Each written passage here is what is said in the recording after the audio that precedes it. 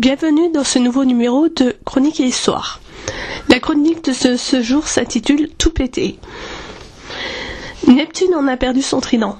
Le vieux Stanislas a dû se demander ce qui se passait dans sa bonne cité de Nancy, mais la rumeur était la même partout. On a gagné. Gagné quoi? Pas grand-chose, hormis le droit de dire j'y étais, au pire un petit bedon enrichi au régime bière curly. Franche championne du monde, ça m'en touche une sans faire bouger l'autre comme dirait l'un de mes comparses. J'ai été travailler lundi, j'espérais gratter quelques avantages, un jour de congé, une petite compensation pour avoir porté un maillot 100% polyester par 30 degrés. On m'a souri et on a changé de sujet.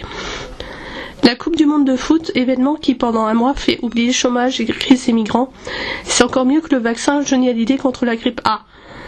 Il s'est passé plein de choses durant la colonie de vacances des Bleus en Russie, il s'en est tellement passé que personne n'en a parlé. On a cru avoir l'effet gueule de bois quand, sur nos écrans, aux images de liesse ont succédé celles de la case, mais en fait, c'était la troisième mi-temps. Le Gewürztraminer qu'on sert en fin de soirée pour faire descendre le reste. Je rappelle que l'alcool est à consommer avec modération. D'ailleurs, si vous le croisez, envoyez-le moi, j'ai 2 mots à lui dire. En France, quand on n'est pas content, on casse, on flambe. Il faut que le mécontentement se voit, comme un gosse de 3 ans qui tape une crise dans un supermarché.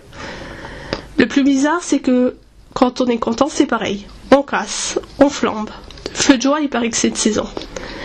Je pourrais opter pour l'approche sociologique, le respect, tout ça, mais franchement, ça ne vous donne pas envie de tout péter, vous, quand vous connaissez les sommes mises en jeu pour 2 fois 11 gugus qui courent après une baballe, alors que vous galérez à boucler vos fins de mois, à nourrir vos gosses et à vous payer juste l'essentiel. Non. Les médias présentent les casseurs comme des bonobos. Ces sympathiques primates communiquent en se faisant des câlins et plus si affinités. Les casseurs, eux, font des câlins à la police, au mobilier urbain et au bien d'autrui. Et pendant ce temps-là, on ne parle pas d'autre chose. Chienne de vie.